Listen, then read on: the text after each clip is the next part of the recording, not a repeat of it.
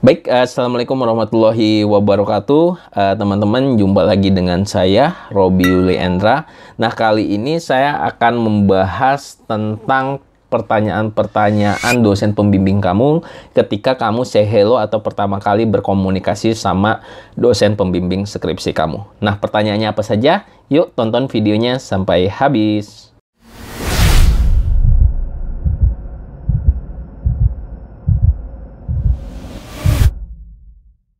Oke, baik teman-teman semua, seperti yang saya jelaskan di video awal, saya akan coba berikan beberapa pertanyaan-pertanyaan yang memang menarik, pertanyaan dari dosen pembimbing saat kalian pertama kali berkomunikasi dengan dosen pembimbing skripsi kamu.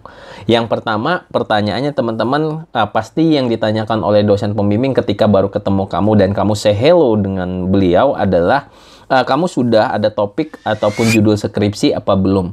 Nah, teman-teman, sekali lagi, ketika Anda ingin bertemu pertama kali dengan dosen pembimbing, sebaiknya jangan tangan kosong. Kalian harus sudah memiliki semacam senjata, yaitu judul skripsi atau topik-topik yang memang kalian sudah pikirkan sebelum bertemu dengan dosen pembimbing. Karena kalau misalnya bertemu dengan dosen pembimbing tidak ada semacam konsep ataupun draftnya, itu bakalan mengurangi tingkat kepengaruhan atau tingkat kesenangan dosen terhadap diri kamu. Jadi hal yang pertama yang harus Anda lakukan itu. Nah, kemudian yang kedua, ada juga dosen pembimbing yang bertanya apakah judul atau topik penelitian yang kamu sudah miliki itu sesuai dengan keilmuan saya. Nah, teman-teman harus pahami juga karakteristik dosennya. Coba cari di Google Scholar profilnya, dia sering ngangkat tema ataupun topik skripsi atau penelitian itu mengenai apa. Nah, kalau sebaiknya saran saya sih yang sesuai dengan bidang ilmu dia, itu kalian pasti akan cocok dengan dosen pembimbing, walaupun tidak menutup kemungkinan juga dengan keilmuan-keilmuan yang lain. Kemudian yang ketiga juga biasanya ada pernyataan dari dosen pembimbing serta pertanyaan yang butuh jawaban juga dari teman-teman adalah, kamu bisa nggak ikut aturan bimbingan saya? Jadi itu pertanyaan yang memang sebenarnya diajukan oleh semua dosen pembimbing dan teman-teman harus bisa menjawabnya. Ya pasti semuanya menjawab ya, tapi untuk menjalankannya itu harus diperhatikan jelas-jelas. Ketika kalian sudah melanggar 1 atau 2 kali aturan tersebut, kalian akan menjadi bahan pertimbangan untuk tidak diacuhkan lagi untuk proses bimbingan. Jadi kalian harus kuat-kuat komitmennya. Nah, kemudian yang selanjutnya pertanyaannya, apakah kamu sudah baca-baca jurnal-jurnal atau penelitian terdahulu sesuai dengan judul skripsi kamu? Nah, kalau misalnya sudah pernah baca-baca, kalian bisa jelaskan secara konsep ataupun secara review ataupun secara analisis sedikit saja mengenai hal tersebut. Jika kalian sudah mendapatkan pengetahuan sedikit, dosen pembimbing kamu akan senang untuk membimbing kamu.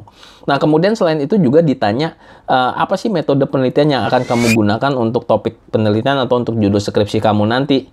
Sekali lagi, kalian harus punya persiapan. Kira-kira metode penelitian yang kalian gunakan itu apa saja.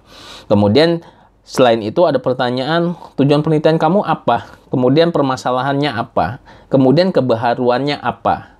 Nah, itu kalian juga harus bisa minimal menjawab ya. Tidak dengan asal-asalan, tetapi kalian bisa menjawabnya dengan argumentasi ilmiah. Tentunya dosen pembimbing akan senang ketika kalian menjawab argumentasi itu secara ilmiah. Kemudian ada lagi nih pertanyaannya, apa sih perbedaan antara penelitian kamu dengan penelitian yang lainnya?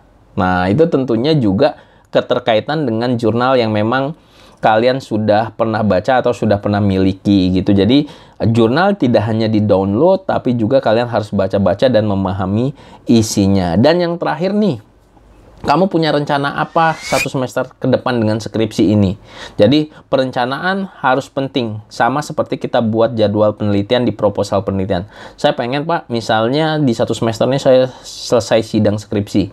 Saya seminggu 2 kali atau seminggu 3 kali bisa bimbingan, kemudian ada progresnya di 1 bulan dan hal-hal yang terkait dengan skripsi kamu. Jadi jika dosen pembimbing melihat motivasi tinggi di kamu mengenai perencanaan kamu, dia akan semangat untuk membimbing kamu. Nah, itu mungkin teman-teman pengalaman saya mengenai apa saja sih pertanyaan dosen pembimbing kepada mahasiswa baru yang mau mengerjakan skripsi. Mudah-mudahan teman-teman yang mau mengerjakan skripsi tetap semangat, tetap bergairah untuk mengerjakan skripsi, karena skripsi salah satu faktor untuk kelulusan Anda. Mungkin itu saja. Terima kasih buat teman-teman yang sudah subscribe YouTube channel ini. Silahkan juga follow Instagram saya di @robilendra dan juga @skripsimahasiswa. Kita ketemu lagi di video-video lainnya. Saya tutup. Assalamualaikum warahmatullahi wabarakatuh.